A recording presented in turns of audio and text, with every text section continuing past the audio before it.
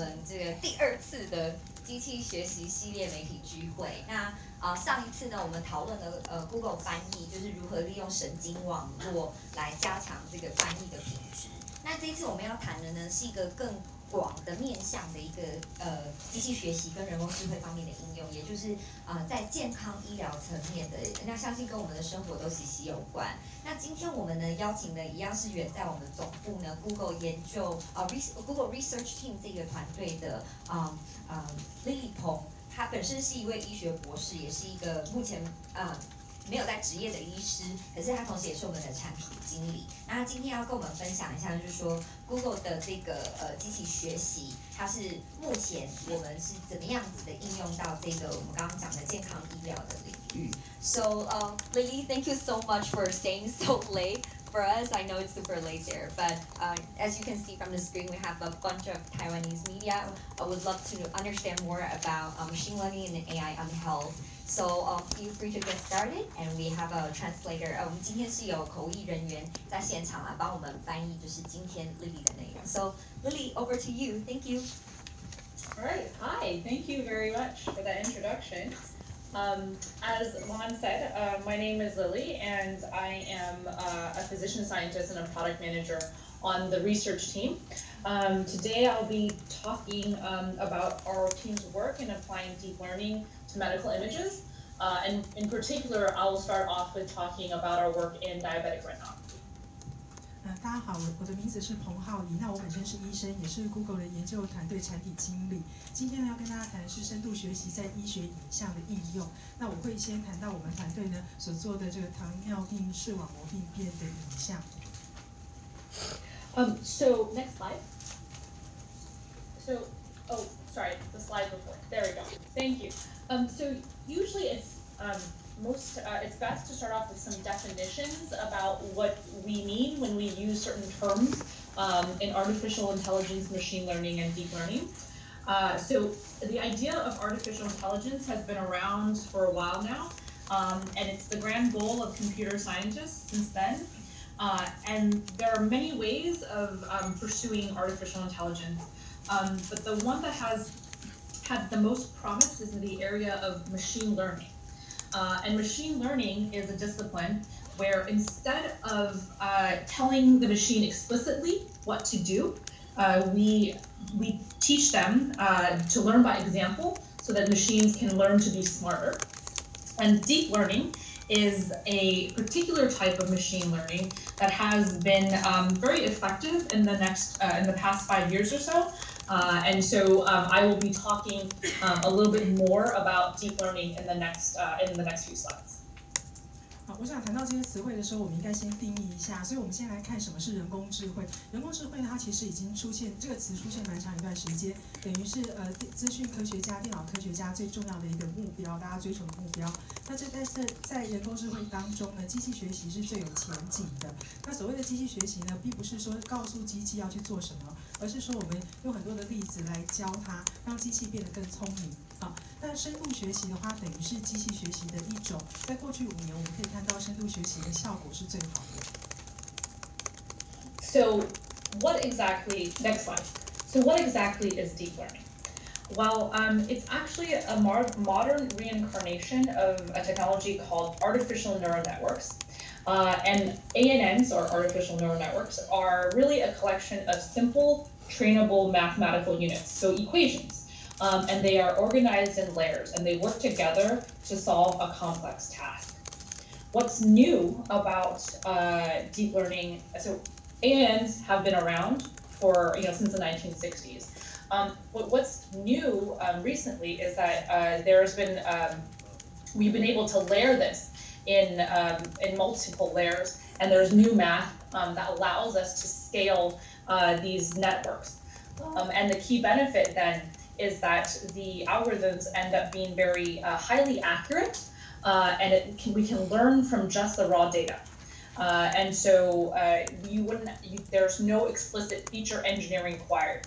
So I'll go into this in more detail in the next few slides, but just know that it's rooted in an older technology that we've been able to scale this as the amount of compute power has increased.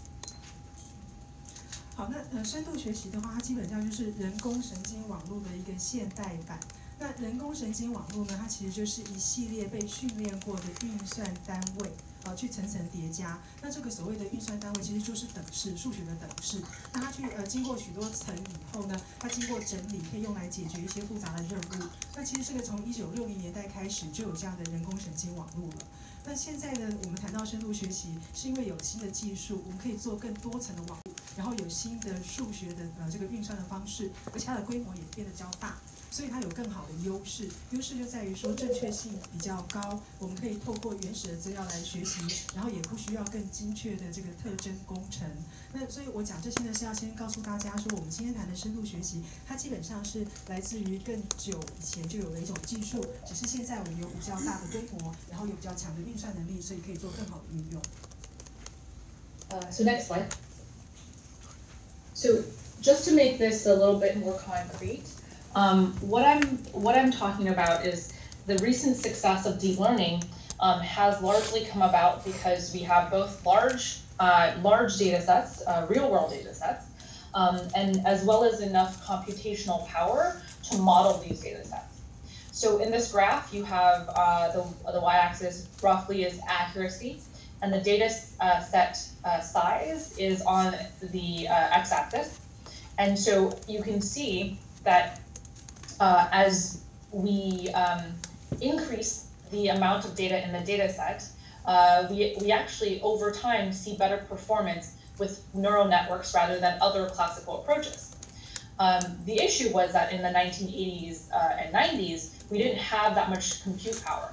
And now we have computers that are, thousands of times more powerful than we did in the 90s. And so now we see that neural networks or deep neural networks have better performance with these larger data sets. 我们更具体一点来看的话呢，可以发现说呢，在这几年大家都在谈说要做深度学习，然后能够有这么大的成功，最主要原因是因为2个方面，一个就是我们现在的这个资料量变得比以前大，而且是真实的资料。那第2个呢，就是它的运算能力加强以后呢，我们可以去把这些资料量做出模型。那所以我们这边的这个图给大家看到，它的纵轴是正确率，然后横轴的话是规模意思就是说呢，我们在扩大了这个数据资料量以后，我们看到神经网络的表现是比其他的网络表现要更好的。然后在1980年代还有90年代的时候，是因为缺乏这么强的运算能力，所以没有办法实现它的好处。但现在的运算能力已经是过去的几千倍，所以我们看到深度学习已经成真。Next slide. So how well does this work? So in the computer vision community, there is a challenge that everyone participates in every year, and it's called ImageNet. And the task that you're supposed to perform, or the machines are supposed to perform, is pretty simple. You get 5 chances to predict the label of the image. And so as you can see, some of these are not that easy to predict. If you look at the image here, some of them are off-center. Some of them have multiple objects in the image. And so, your job is to train a machine learning algorithm that can predict the one relevant label that is attached to the image. 好，我们来看一下它到底效果有多好。我们知道说，在这个机器学习来讲的话，有一个 ImageNet 这样的一个挑战，它就是给这个机器5个机会，然后去预测它的标签。那有一些其实不容易预测，因为大家可以看到投影片上几个例子，它可能很多物件，或者是它不在中心点。但是透过机器学习的演算法，我们来看说它预测的能力有多好。And so here you can see these are actual predictions from the neural net. And it's, and the first row is the most confident prediction, and you can see the next ones, the neural nets actually, when they do make a mistake, you can look at the next confident prediction. They actually make mistakes that are sort of reasonable. 好，那大家可以看到呢，它下面产生的这个结果就是神经网络所做的实际的预测。那第一排的话呢是信心水准最高的预测。那如果说他们有犯错的话，其实这些错误也都是蛮合理的错误。Next slide. So here's the performance of the winners of this contest in the past few years. 2011 was the last time a non-deep neural net system won the challenge, and you can see accuracy has increased every year to a point where for this particular task, the deep neural networks are on par with human performance. 这里我们可以看到，过去几年在做 ImageNet 的挑战的时候呢，深度神经网络它的一个表现。那其实2011年的话呢，是最后一次是一个非深度神经网络，不是 DNN 赢得挑战。之后的话都是 DNN 赢得这个挑战。那我们也可以看到，每一年它的准确度都是增加的。到现在的话，我们所看到的深度神经网络 DNN， 它其实已经相当于人类的表现。And one of the things to note on this graph is that there is a big asterisk next to human performance. And this is because it is a human's ability. This was a very smart computer scientist who trained himself to take the challenge. And he spent time studying the training set and took the test. And his performance on classifying dogs, for example, may not be as good as a dog expert.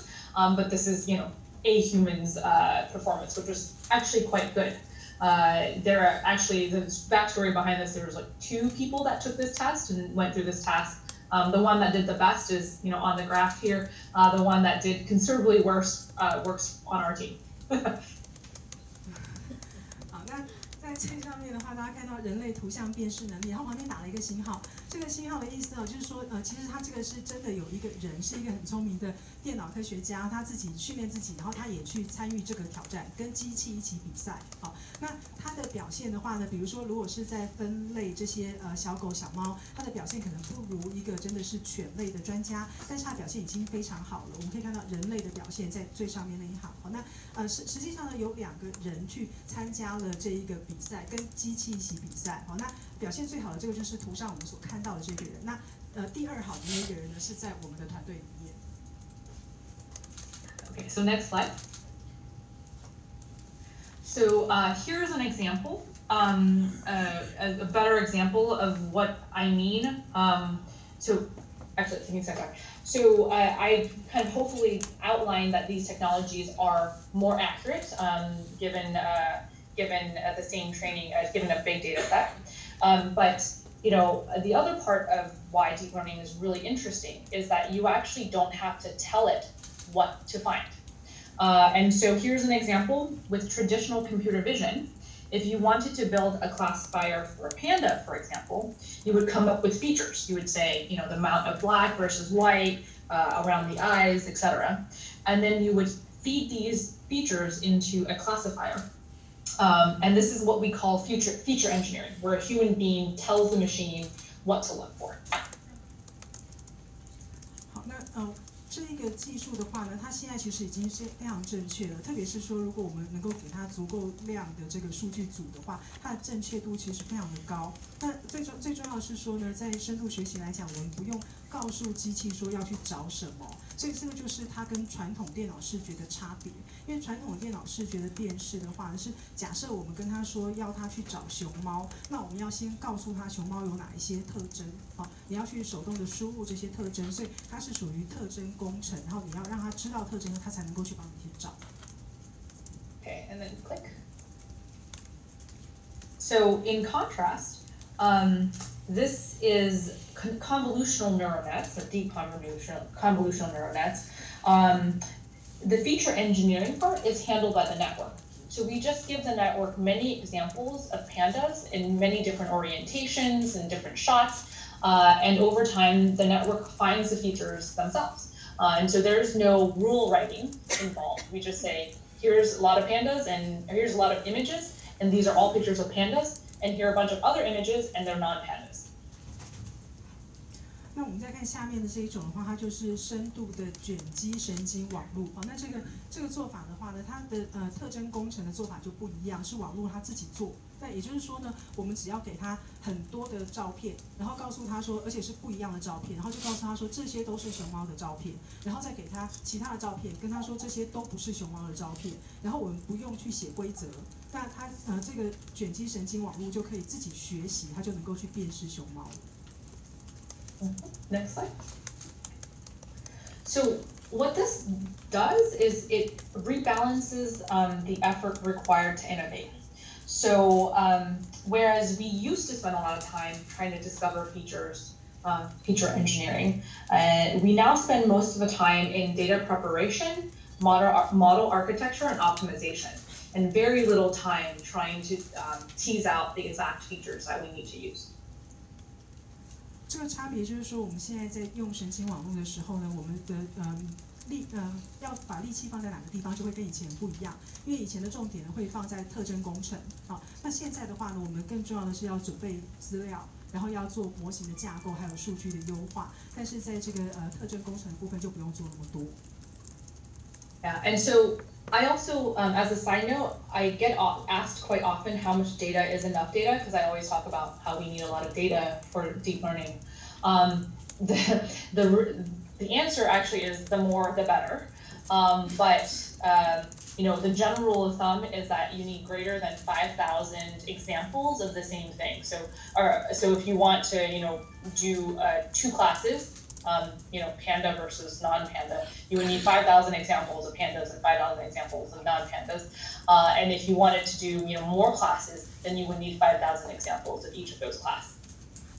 那常常有人问我说，那这样讲的话，这个深度学习到底要有多大的资料量才是足够的？那简单的答案就是说，资料越多是越好。可是通用的规则的话呢，是你假设是要做分类，那相同的东西你能够有5000个以上的资料的话就够了。所以比如说我们要让它去辨识它是不是猫熊，那这个猫熊的部分的话呢，能够有5000张照片，然后不是猫熊的也有5000张照片，这样就可以了。Okay, next slide.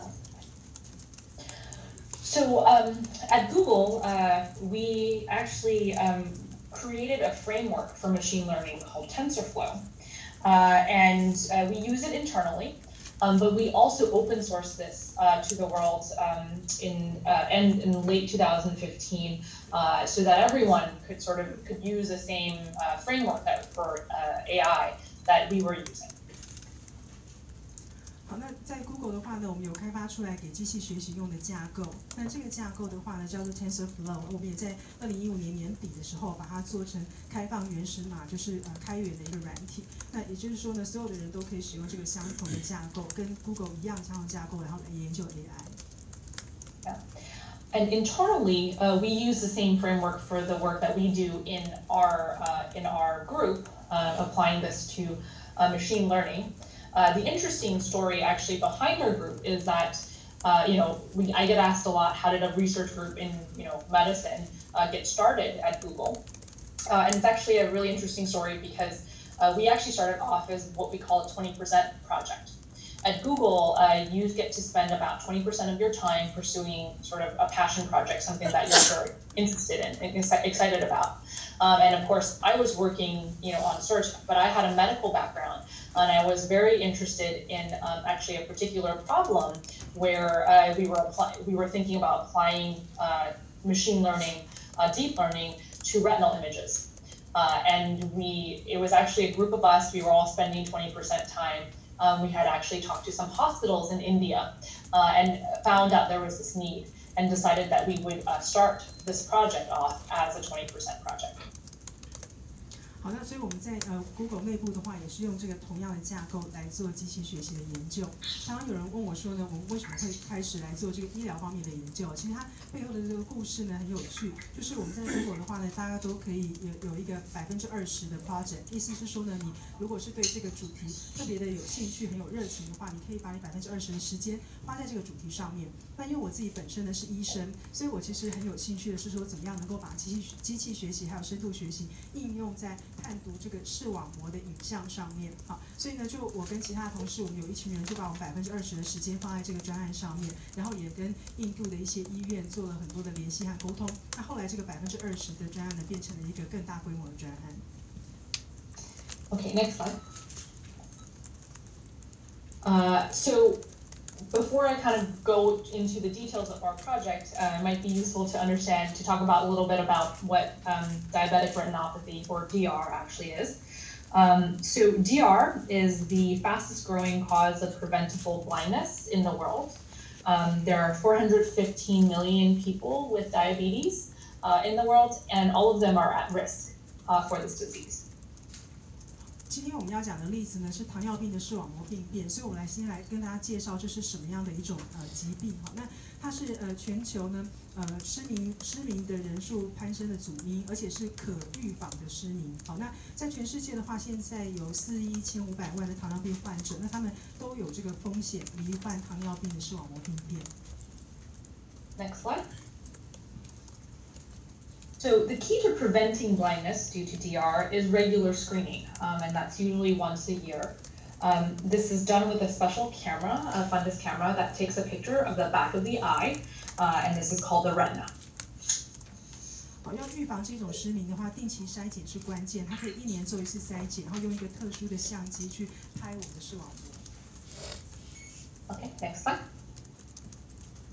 These pictures are then graded by an eye doctor on a 5-point scale. So you can see on the bottom there, from no disease to the most severe form, which is called proliferative DR. And the grading itself can be kind of complex. It requires a pretty well-trained specialist to do this because you're looking for very small lesions. Here you can see actually the bigger lesions, hemorrhages, but sometimes you look for very small things called microaneurysms that are little outpouchings in the capillaries that are actually quite hard to find. 这边的话就是视网膜的一个图像，好，那我们就是用摄影机去拍摄这样的图像以后呢，由眼科医生来做辨识。那它的辨识是分成5个等级，大家可以看到说从无糖尿病视网膜病变到最严重的这种增生型的病变，好，那这样的一个分级的话呢，当然是需要经过很长时间的训练啊，要专家才能来做，因为它在判读的时候呢，有一些是很小的病变，我们图上显示的是出血，它还蛮明显的，但是有的时候会是非常微小的血管瘤，那会很难判读。Next slide. So in many parts of the world, like in India, there are simply not enough specialists to do this task. So as you know, going back to India with the story, here's a picture of people lining up outside of one of our partner hospitals to get screened. And you can see that across India, there's actually a shortage of 127,000 eye doctors. And as a result of this and other systemic issues, about half the patients suffer some sort of vision loss before diagnosis. Now, this disease is preventable, completely preventable. And so the idea that some of these patients actually suffer vision loss before they're detected is just kind of unacceptable. 好，那在世界上许多地方呢，比如说印度，它是没有足够的眼科医生来做这一些图像的判读的。我们现在看到这个照片，就是在印度的公立医院，那许多病患在排队等着接受筛检。在印度的话呢，眼科医生已经短缺有12.7万名。好，那再加上一些其他的因素，其实糖尿病的病患大概有接近1半是在去诊断以前，他的视力已经减损了。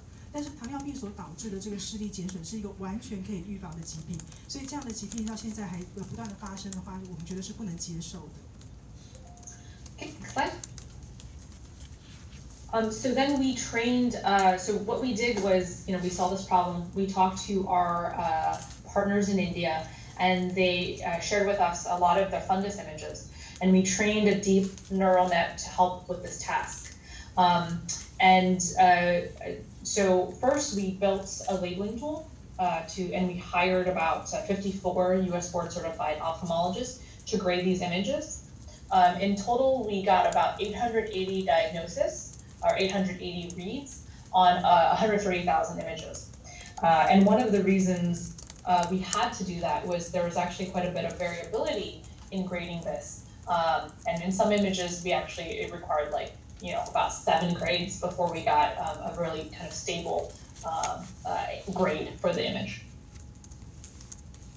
好，所以我们看到这样的一个问题，然后跟印度的合作伙伴谈论了以后呢，他们跟我们分享他们那边所拥有的一些这个视网膜的图像，然后我们用这个深度神经网络，我们训练它，然后先建立标签工具，然后我们也聘请了54名的眼科医生，那用13万个这个眼底图像来做判读，那最后判读的结果呢是880个，那这个原因是因为说它其实很多的图不见得是容易判读的，甚至有一些图也许要经过7次的判读才才会有真正的结果。所以我们最后真正有结果的话呢是88万13万当中的88万张图是有结果的。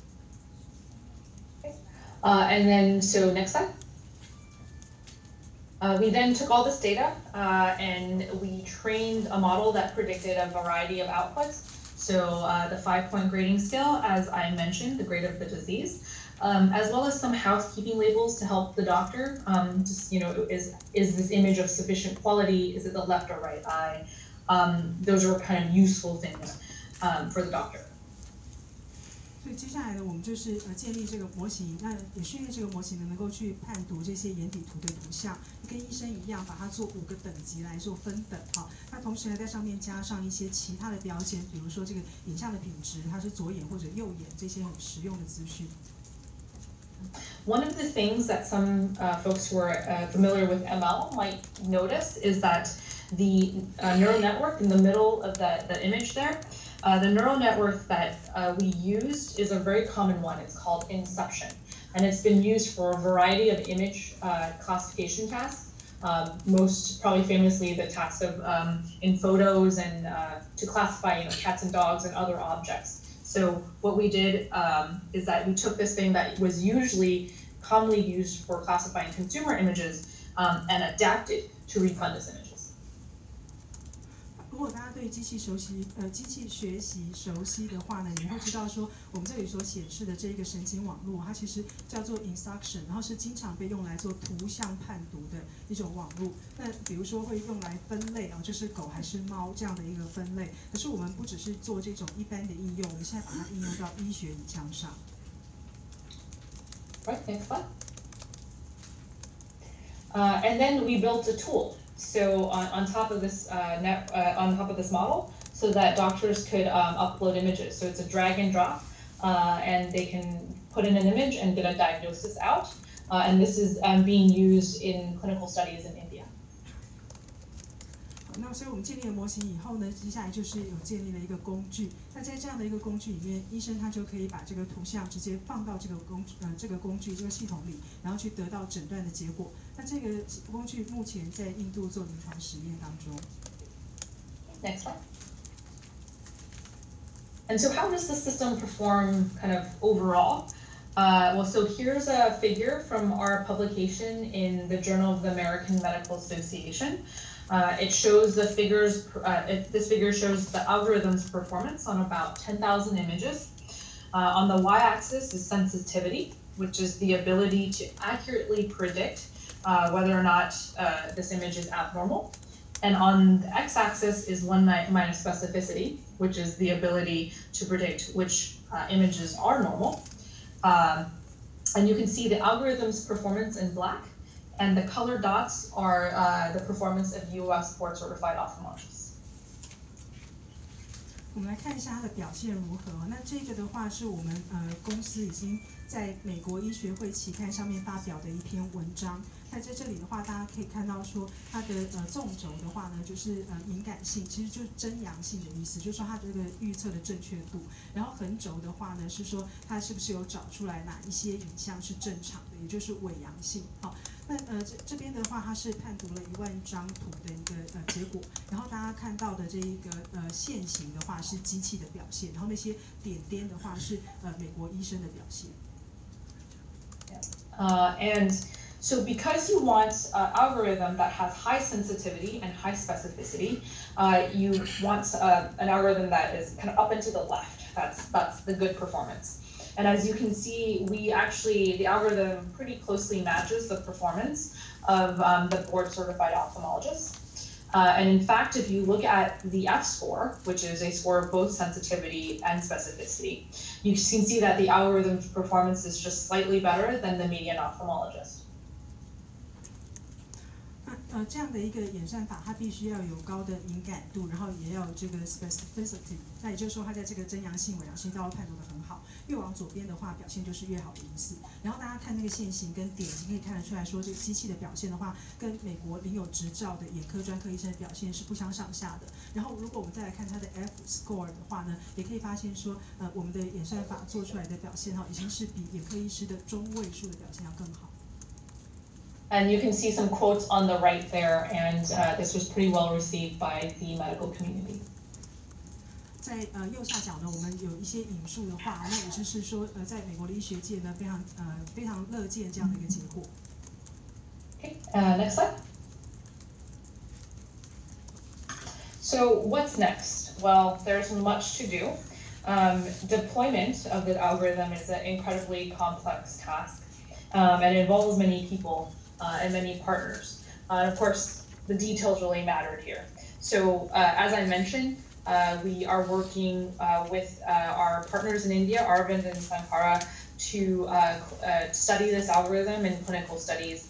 We're also working with the FDA and other regulatory agencies to make sure that this is safe and effective. We're also working with other care systems to figure out how this might integrate into their workflow. 好，那下一步是什么？当然还有很多的事情要做。我们要真的能够把这个演算法应用出来的话，需要很多人，还有很多合作伙伴。那在这里的话，大家可以看到，像临床实验的部分，我们跟印度的Aravind 还有这个 Sankara 这两个医疗院所合作。然后在美国呢 FDA 主管机关，我们也跟他们在讨论安全规范的问题。然后在右边的话呢，就是合作的伙伴，我们怎么样把这一个演算法能够纳入到他们的医疗仪器里面。And one of the things we realized as we were building the algorithm was that having an easy-to-use camera was really important in getting good images, because if you can't take a good image, then you can't actually make a diagnosis. And so to that end, we've been partnering through Verily, our sister alphabet company, with Nikon, who makes Optos, who makes a retinal camera called Optos, so that we want to make this easier to use so that getting the picture isn't a barrier to entry.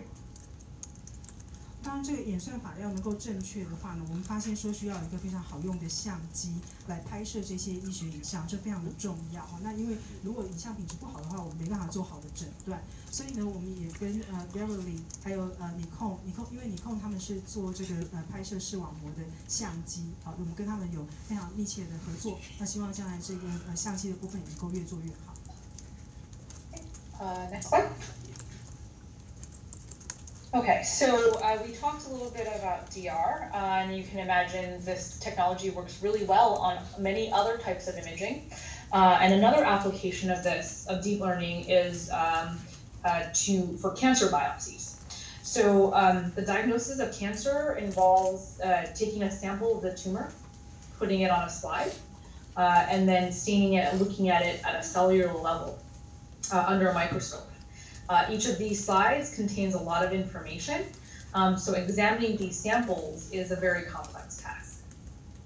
我们刚刚谈到是它在这个判读糖尿病的视网膜病变，那其实它还有很多其他的用途，比如说呢，我们可以把这个深度学习用来判读癌症的组织切片，因为要去看癌症细胞的话，它其实就是从病人身上切片以后，放在载波片下面，然后用显微镜来看，那这个判读呢，能够给我们许多的资讯。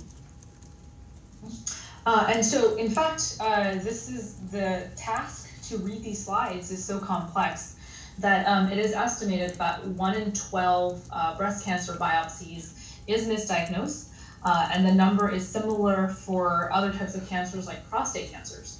And the reason being is that there's so much information that needs to be interpreted in a lot of these slides that the task itself is actually quite complicated. 那因为这个判读的工作非常的不容易，其实我们可以发现说，每12个人的乳癌切片里面有1个人可能被误诊，那前列腺癌被误诊的机会也很大。所以呢，原因是因为它这个载波片上我们所看到的这个细胞它的活体组织切片呢，有非常多的资讯，所以要去判读本来就是蛮不容易的一件事情。Next slide. Because each of these slides has a lot of information. It's actually about almost 10 gigapixels per image. So that's equivalent to 1,000 pictures taken with a regular camera. And so imagine having to go through, and looking at each and one of them, looking for very small lesions. And that's what pathologists have to do. And so we built an algorithm to help the pathologists do this task. 它当中的每一个图像会有10亿个像素，其实意思就是说，我们用普通相机去拍的话，等于你要看1000张照片的意思。那所以对于这个病理学家，他在看这些切片的时候，要去看到底哪里有这个病变，当然也很不容易。所以我们要建立一个演算法来协助这些医生。So, panel A is a very zoomed out picture of one such slide, and panel B is the ground truth mask. Where the tumor is, that's the little white portion, and you can see that the tumor is actually quite small. And panel C is one of our early models, and D is kind of what our current model looks like. As we did more work, you could see that in panel C, while we found the tumor in red, we also triggered on on normal portions of the slide, which is not that useful to a doctor, and that's why we actually refine the model so that it only triggers on the actual place where the tumor is, and not on the other parts of the image. 投影片上面有4张图哈 ，A 这个图的话，它是切片的图像，但是它已经是完全被放大的。那我们如果看 B 这张图的话呢，它是一个标准帧值，所以你就会发现说，那个实际上的肿瘤它的位置，然后它其实非常非常小。C 这个图的话呢，是我们早期做出来的模型。那早期的模型的话，它已经能够找到这个癌细胞，可是它显示的是红色的。可是呢，它会变成说呢，把一些可能正常的也一样把它标出来了。所以这样子会这样给我们的资讯不够准确。那到 D 的话呢，就是我们修饰过以后现在的模型。好，那经过调整这个现在的模型呢，它就是只找到这个有问题的癌细胞，然后可以比较准确。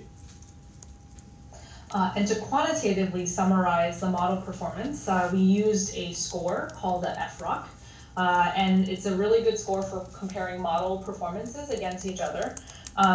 In our model, got an FROC of 0.89. And if you wanted to try to make a comparison to pathologists with unlimited time, it's kind of the pathologist is around 0.73. But like all metrics, the FROC isn't perfect, and so it's really meant, like I said, to compare models against each other. And so what this score really means is that the algorithm had a sensitivity of 92% when you allowed it to have 8 false positives per slide. And that means that the model predicts or detects 92% of the tumors if it was allowed to incorrectly trigger on 9 regions per slide. And by contrast, if a pathologist calls a region abnormal, it's really usually abnormal, so they don't make any false positives per slide. And so the pathologist actually had a 73% sensitivity with 0 false positives per slide. 那如果用量化的方式来比较的话，我们用 FROC 这个分数来看不同模型的表现。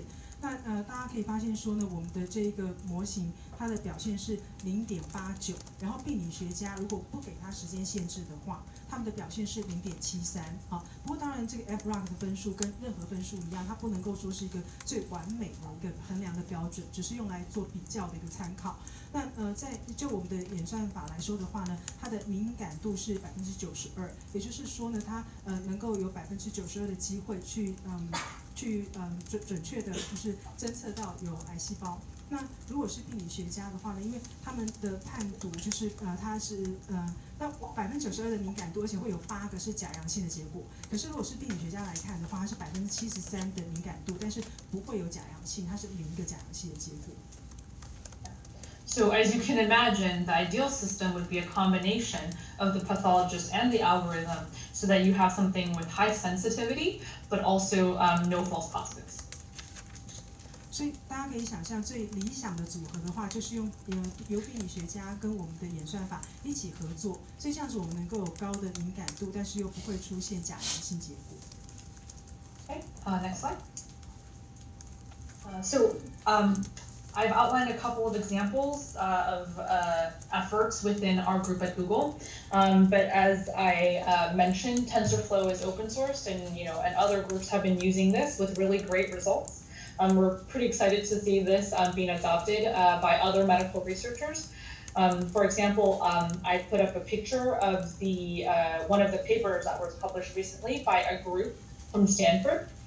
they applied the same type of network, Inception, for example, to skin images, and got a very similar and good result.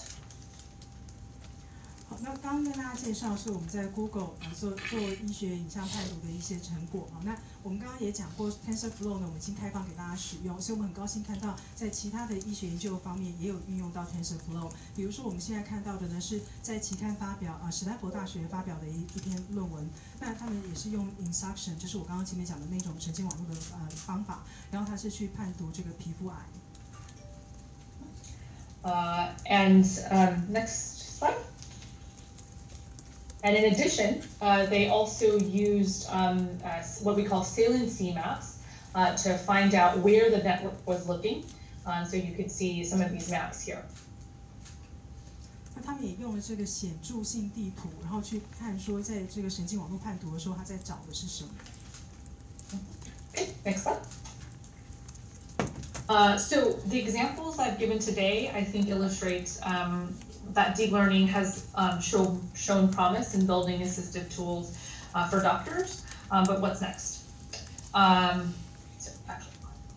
我想今天跟大家说明的这些例子呢，大家可以了解深度学习是很能够辅助医生的，就是前景看好的一种应用。但是下一步会是什么呢？ So as I've alluded to, clinical validation is a very important next step, and that's what we're doing in Sankara, but also with other partners in the U.S. and other places. And so it's really important not just to show that they work very well in a controlled setting, but also in a clinic where in real life clinics. 接下来一个重点应该就是临床验证，所以我们跟在美国还有世界各地的合作伙伴一直在做这个临床验证，因为它不能够只是在一个有控制的环境之下有好的表现，它必须要在临床上也有好的表现才行。Yeah. And the second thing is building trust. So building trust with the medical community especially is incredibly important. So for example, model's ability to tell a doctor why it's making a certain diagnosis is really important, and that's an area of research that we're working on right now.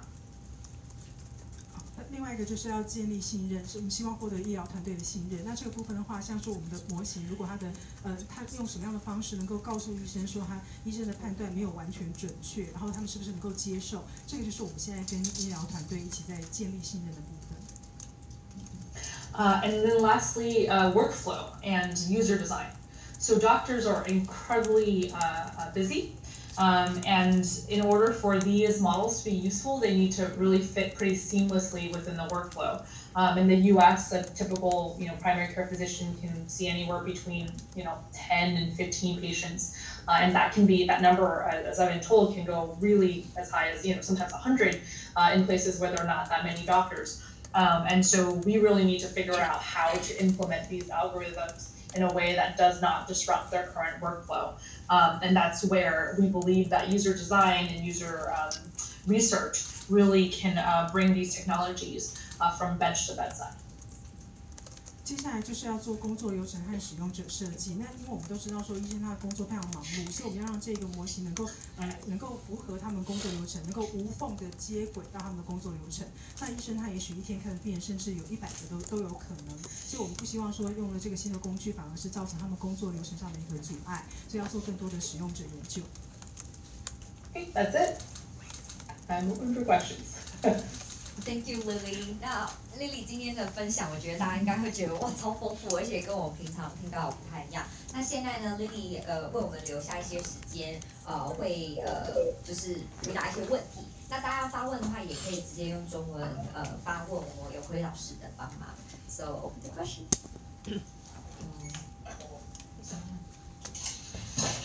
不好意思，我想请教一下，就是刚刚有提到说那个在执行那个深度学习之前，资料的有效性或是资料整理是一个很重要的关键。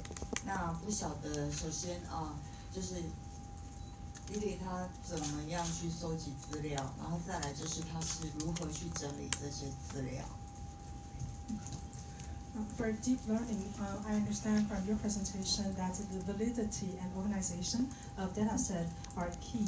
So could you tell us how you collect data and how do you organize them? We actually work very closely with our hospitals and screening providers for the data. So for example, a lot of this data was collected in clinics. So this is retrospective. So this was collected in other care settings for grading, and then that was de-identified and then kind of given to shared with us to create this algorithm.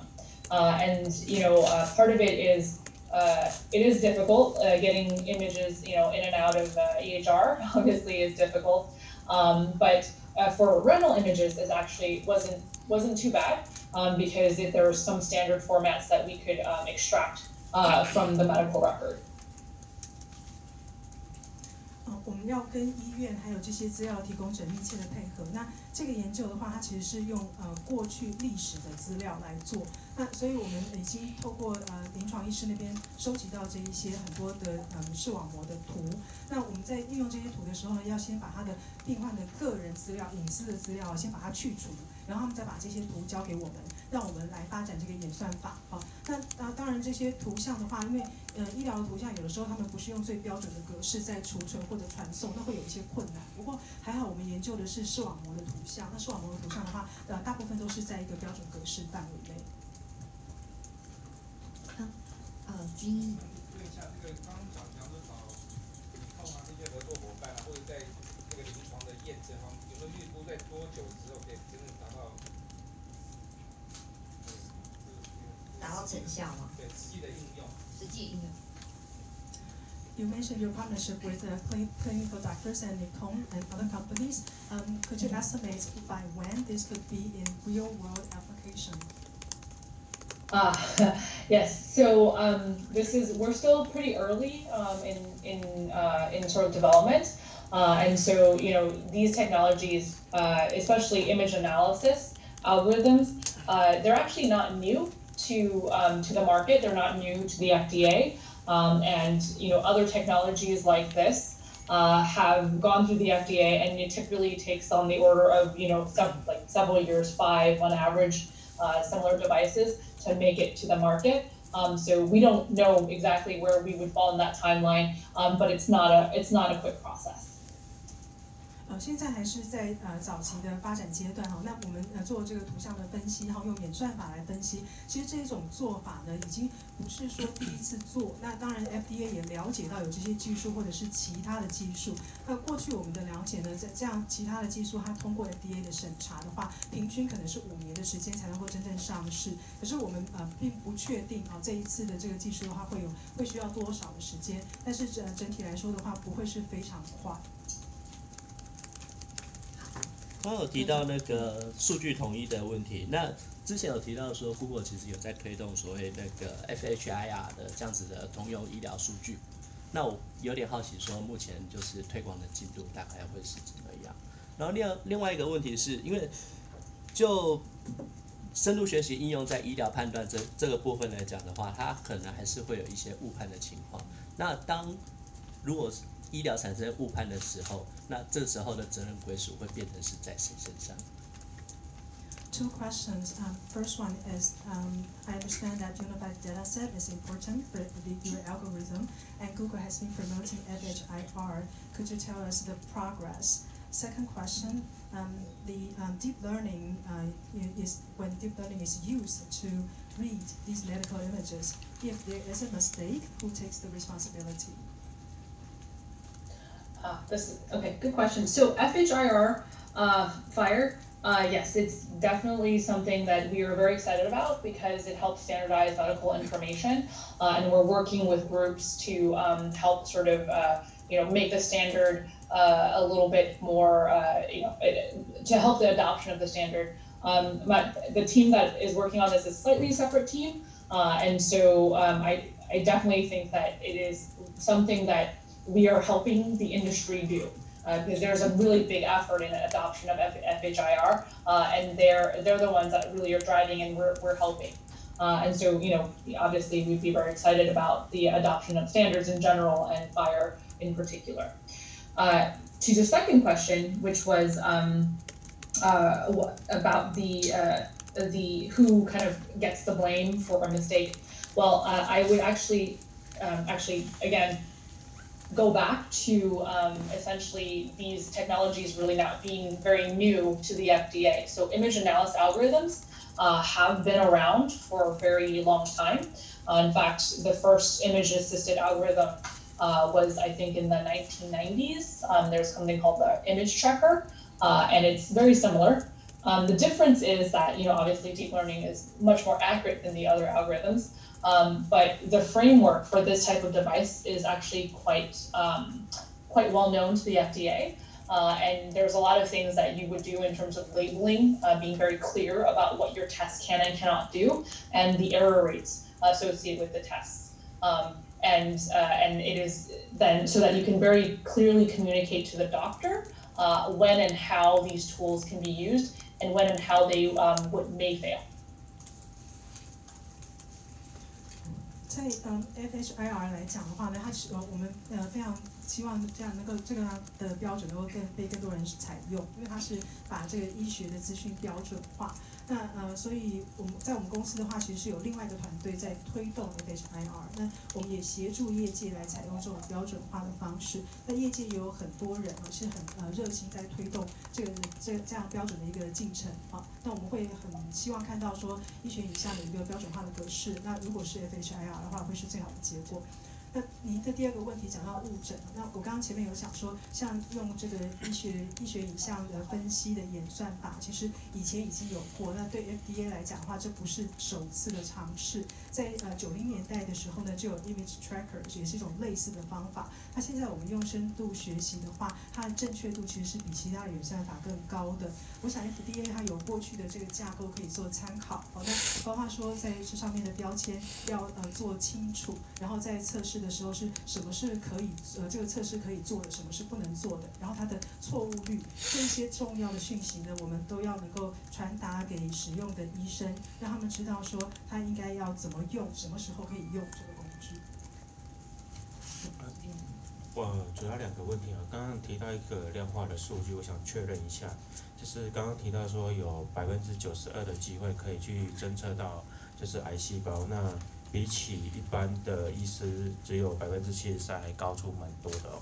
那我想知道这个数据的来源是什么？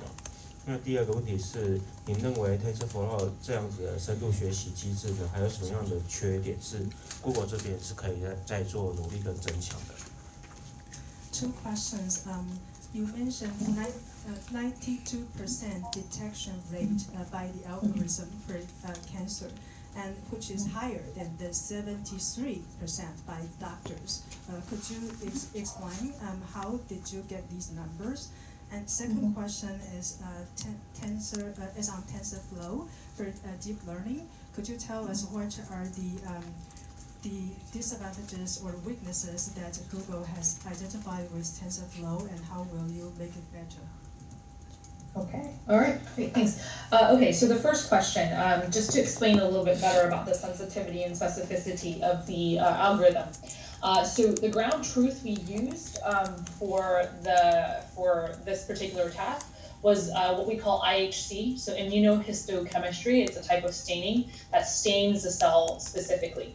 And so the ground truth wasn't doctors kind of reviewing the slide. The ground truth was another panel of doctors reviewing the slide with the stain, so with the protein stain. And that's considered sort of the ground truth of this thing. And they were able to actually they reviewed this with the stain. When the pathologist reviewing the slides, this was another pathologist that hadn't been involved in coming up with the ground truth, and they just had the routine stain, and they spent the time looking for all the different metastases in that image without the aid of the protein stain, and got that sensitivity measure. 刚才提到的这一个敏感性，还有它的 specificity，然后在我们的演算法里面的这个结果我想应该要先说明的是，我们在看的那个 ground truth 就是实证，它是医学实证得到的结果。那个是 IHC， 它是去把细胞做染色，然后所以才会在那个显微镜下面出现那样的一个结果。那我们用的 ground truth 的话，它其实是有另外一组医生，然后他们就是看到的是这个已经被判读出来，然后他们有染色的这一个癌细胞。那我们在讲到说它判读的准确度的时候呢，其实是另外一组医生了，已经不是前面的那个 ground truth 的那一组，是另外一组医生，然后他们全部都是在看我们给他的这一些显微镜下面的影像，然后看这些癌细胞的这个转移，然后在他们所看的这一些图像里面的话是没有染色的，所以他就是纯粹用他自己的判断去判别。And then the second question around TensorFlow, I'm afraid I'm going to have to defer to my TensorFlow colleagues because they're the ones that actually know the answer to this question much better than I would. 您在关于 TensorFlow 的问题的话，可能要请我们 TensorFlow 的那一组的同事来回答，因为他们应该会比我更了解。我们之后会有比较关注于 TensorFlow 的相关的活动，可以再分享。对，那我们因为时间关系，在最后一题问题好吗 ？OK，Chris。One last question. OK， 好。那个今天所介绍的技术，大部分都是那个神经网络用在图像识别为主。那现在 Google 有没有在做除了图像识别以外，也试着用其他，比如说像血液分析的数据，然后像这样子非图像识别的技术运用在神经网络，然后再协助做医疗判别上的计划这样子。因为我们知道在临床上诊断。那个图像除了图像部分，还有很多诊断的临床技术这样子。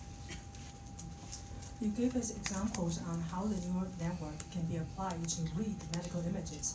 How about the other medical information that are also critical for the doctors? For instance, how do we analyze the blood sample of the patients? So, do you also have examples of applications other than images?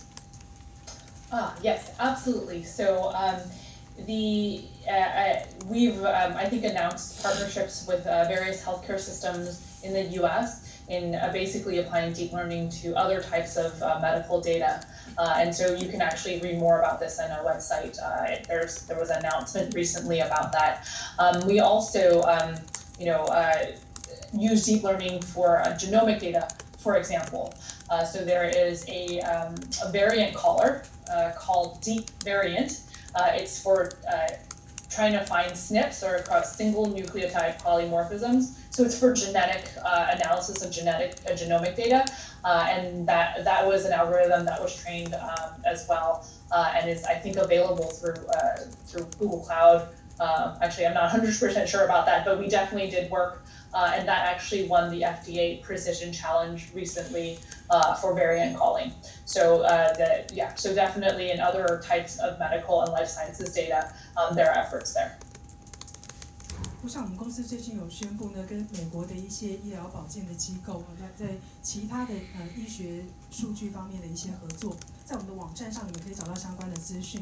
那我们确实有在医学影像以外的其他的应用。然后此外呢，我们也会把这个深入学习呢用在这个基因组的数据。那我们有一个计划叫做 Deep Variant， 那就是去训练演算法，然后去看基因组的数据。这个好像是在我们的 Google Cloud 可以获得这方面的资讯，虽然我不是100%确定。我们有一些相关的资讯网页，我们可以整理一下。对 ，I just said that we can collect some information from our website from them. Thank you so much, Lily. Thank you so much for your time, and I hope you enjoyed the process. And really, thank you. All right, thank you. Have a good day. Yeah, good day first. Bye. 好，那这个大概就是 Lily 今天跟我们的分享的部分。那谢谢大家，因为有翻译的关系，所以而且因为内容是比较是属于跟医疗领域有结合，所以呢，希望大家还觉得内容 OK。但我相信大家如果眼尖的话，有发现我们的立峰有坐在我们的座位这里。那除了他对这个领域也是很想多了解以外，我觉得今天他可以来帮我们做一个简单的总结，因为 Lily 毕竟他有提到就是说这个机器学习、人工智慧应用在医疗层面，对 Google 来说还是一个早期，所以它等于是做一些我们目前已经有一些进展的分享，可是它并没有很明确告诉我们说，那接下来呢？然后或者是说台湾我们可以怎么看这件事情？所以我想请立峰趁这个机会帮我们做一个简单的总结。那我也开放一个很简短的时间，让大家问立峰一些问题，但还是要提醒大家，今天的主轴还是主要是在这个机器学习在那个医疗上面的一些研究的部分。那我们就请立峰，谢谢立峰。都可以。对。跟大家听得到吗？对。谢谢。好 ，OK， 好，谢谢。谢谢耽误大家一些时间哦。其实我也很高兴能够坐在下楼当学生，很久没有听人家演讲。也谢谢老师的翻译，因为很多英文名词我其实听不懂。好，我觉得今天这个议题跟我们上次我如果这样把它区分，上一次我们比较强调在语言文字的部分，那今天这个是比较图像，人类的很多的智慧的能力里头，我们从语言、文字、声音，到现在就是讲图像。那图像部分也是在人工智慧领域 Deep Learning 这一个发展系列里头，认为最成功的部分。那么我们也有很优秀的 Stanford 教授李飞飞教授join Google， 那么他所推动 ImageNet 也是在这个系列，刚刚有很多标准 benchmark 是他们建立的。所以我想就这个机会想跟大家 highlight 就是说，其实就科技面来讲影像辨识是这几年突破最大的。那么用在医学也是被我们誉为非常的潜力。除了我们在汽车的自动驾驶，这是一个方向之外，在医学上也是很重要。那这值得台湾关注。我刚刚几个重要的 take away 因为我注意到他所用的训练的资料其实是并不多的。我们在讲说大数据，我想他所用的训练资料还不足以说我们台湾收集不到的。他比如说，他有13万个这个医学影像在视网膜病变里头，其实这个量，我刚刚查了一下，在台湾大概这个糖尿病的患者有100多万人大概190万人，我们是在全世界几乎盛行率世界第2，仅次于日本。那么因为东亚可能有基因的缺陷，使得我们台湾东亚人的病变特别严重。那视网膜的病变又是糖尿病里头最容易引起病变之一，所以其实某种程度台湾也具备这么庞大的这个医疗资料，所以我觉得值得我们重视，就是说我们过去一直强调大数据才能做 AI 的应用，在这件事情上，在单一的应用里头或许不需要那么的多。比如说，它辨识一个熊猫跟非熊猫，它只要5000张影像就可以了。那如果我们今天辨识在单一领域上，它是有这个很高的价值。这是在技术面，我想值得 highlight 出来。另外，它的技术的另外一个重点就是不用经过一个很繁复的特征工程。那这个又是一个很重要，为什么？这一类的 AI 的医学研究里头，它是跨领域的。跨领域就是说，你要 AI 工程师、电脑工程师，可是你又需要医生。我们又知道医生很忙，所以在这两个结合上呢，在用深度学习一个很重要的地方，它不需要经过太深入的特征的截取。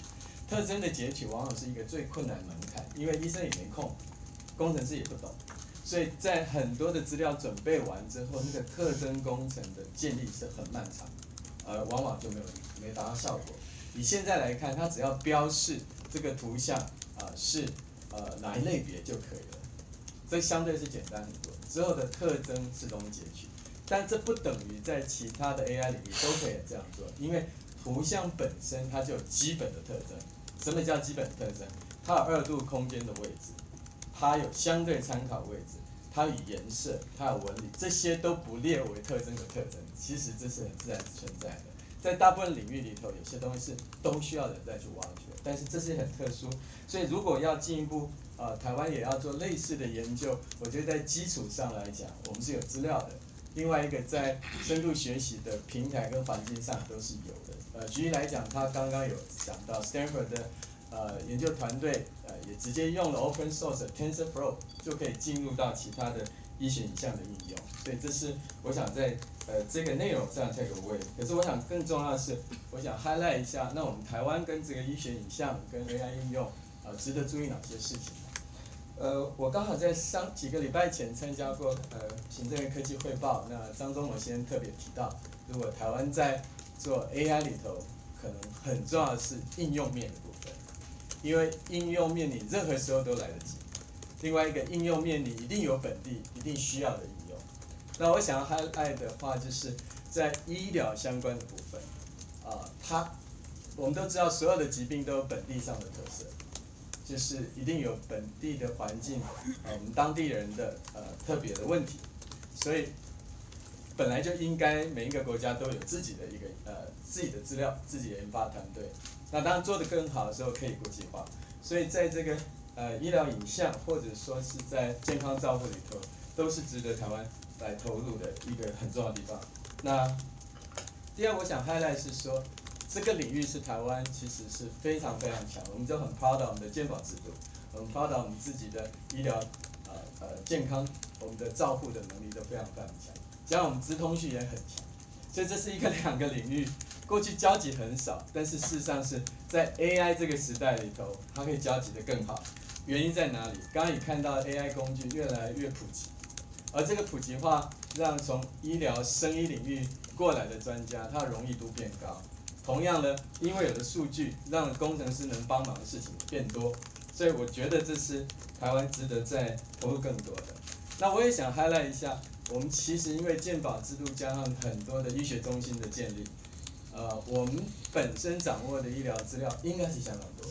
另外，如果说有很多法规的限制，不能走太快，有一个办法是医学中心内部先行，就是说台大有台大体系。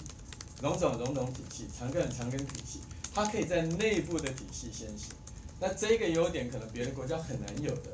像在美国的话，医院非常非常分散，它也没有一个强大的国家型健保去串联它。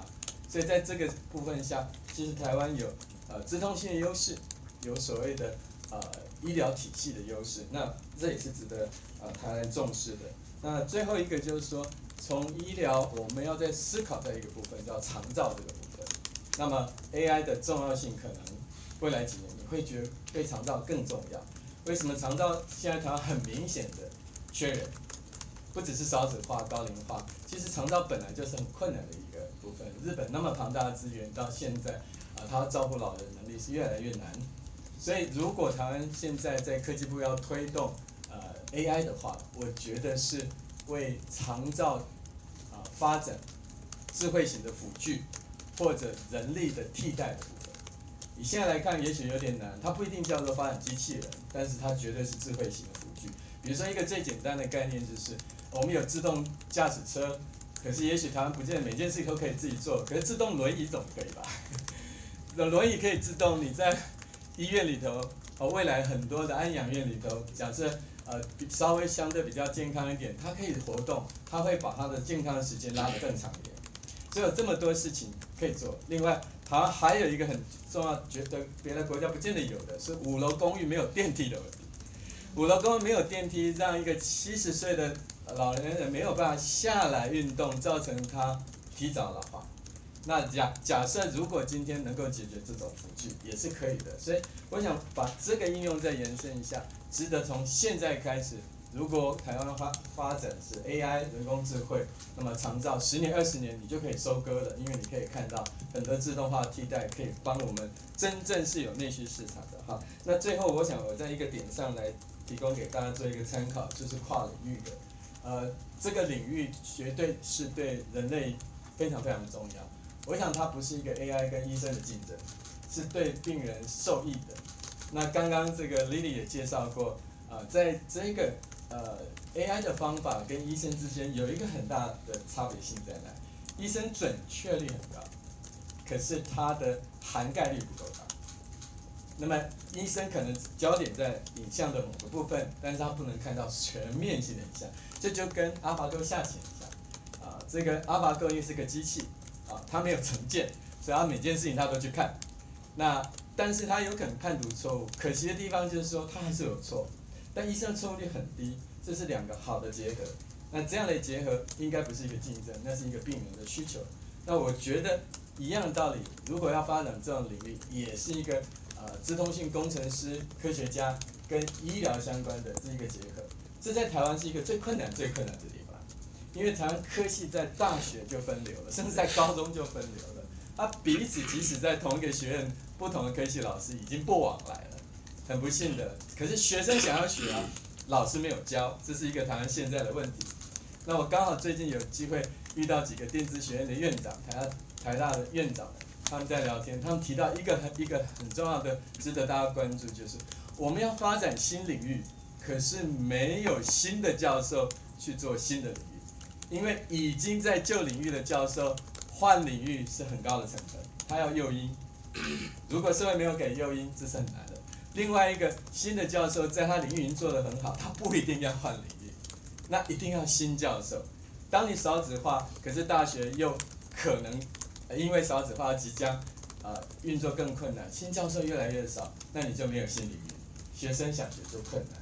所以这是一个整个最后可以参考，我们台湾可以注意到，特别是跨领域的一些发展。我觉得立光讲的很有道理，因为那个像 Lily 自己就是一个跨领域的代表。对，我这样讲就是。可是大家应该有发现，他其实是华裔，可是如果他在亚洲的话，因为好像他只能选一个，对，可能只能选一个，但可能没有办法是一个科技公司的产品经理，同时又是医师这样子，所以这个还蛮有趣的。其实刚刚其实有提到特别一个，他是从 Search Team 做出来的，他并不是一开始 join Google 是为了做医学的，对，所以他也是一个资讯人，也是一个医生的。那我们就开放一个简短的时间，让大家问如果对于就是刚刚立光讲的部分，或是有一些问题想要请教立光，可能利用现在这个时间，可以吗？那有人要发问吗？对，因为已经很久。慧敏这边。我想请教一下，刚刚那个讲到就是说有关医学中心，就或者那种教学医院可以来做这样的事情，在台湾我们有没有可能就是比较尝试过这种合作的对象，或者是你说 Google 这边 ？Google 吗？或者是我们已经就是有哪些医院已经开始使用，比方说就是做这样子的一个概念去发展他们自己内部的一些资料库的分析。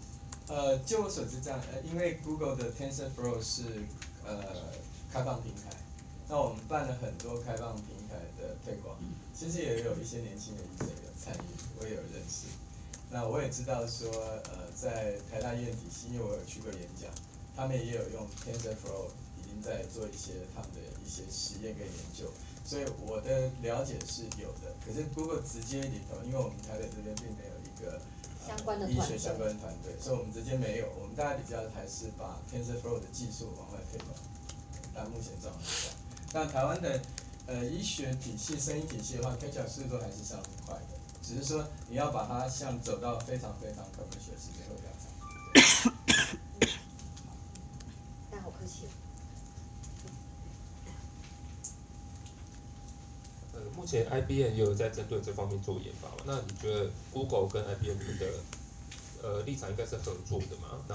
然后现在 IBM 他们的 AI 的系统已经就是进入台北医学大学系统，那未来有没有可能像 Google 有没有可能进入像台大医院长庚医院系统这样？就我刚刚提到，我们台北目前并没有等于说 Google 在 Life Science 相关的团队里头，台北这边并没有人。所以我们目前没有这样一个直接在 Life Science 计划，这也不是Google 台湾团队最擅长的地方。可是我们在 Google Cloud Platform， 在 TensorFlow， 在 Machine Learning Tool， 我们现在在台北有专门的这个Cloud 团队，他们在想把这些平台尽量让台湾的开发者来应用。所以在这部分某个角度来讲，我们有在努力。但是直接我们的观点来讲，因为医学是对所有的人类都是很好的事情，所以乐意见到每一个公司在这方面投入更多。实际上 AI 在医学应用也是被誉为，因为你知道在资讯科技是一个投资很多的领域，医学也是投资很多的领域，这两个现在在这个焦点上，可能大家投入更多，对未来整个科技的进展会更快一些。我觉得立光也可以。可能我们有时候私底下也会提到说，除了 Google 以外，我们 Alphabet 字母集团本身就有一个子公司叫做 Verily Life Science，他就是完全 dedicate 在做医疗方面。他讲可以，因为我是 Google， 所以我也不是，我也不是。那你可以。我们只是说，那个我们有一个姐妹公司，他们是在做这件事情的。在 Google 里头，我们跟 Alphabet 还是不同公司，我们不能代表他们讲话。但是在 Life Science Alphabet 集团里的 Life Science 有 Variety 这家公司，它就是刚刚 Lily 有提到，包括基因基因定序，从基因资料库里头怎么去发掘人类的遗传疾病这些东西，这个团队都有在做研究，是很有潜力的方向。对，如果有兴趣可以上网查一下，说这一个子公司，因为我们把它切出去变成一个子公司 ，Alphabet 子公司，它肯定就是说字母集团想要针对医学这个部分，想要做一个更专门的。另外，如果你们有留意的话，我们也有抓蚊子计划，那是一个很有创意但很重要，因为蚊子是造成人类传染病大概病媒介的大概最重要的媒介。那我以前的老板Blindness， 这是他的很重要的 project， 他专门研究怎么抓蚊子，他要判读蚊子是有没有带病媒蚊，那用电脑视觉，所以蚊子在飞，他就知道它是被病媒蚊。如果这个科技是有进步，哇，对人类也是很重大的贡献。可是我也要提，我的老板是发明 Chrome 的那个人，但是他大学是学医学。又是跨领域的对。这边还有一个问题，对，想看后面的。我想问一下，就是 TensorFlow 是 open 的嘛，就是 free 的，大家都可以用。那 Google 把就是这么成熟，或者是说精心研究的一些技术开放出来之后，当然会训练出那个医疗应用的模型。那在这个模型未来的商业模式，它大概的长相会是什么一个样？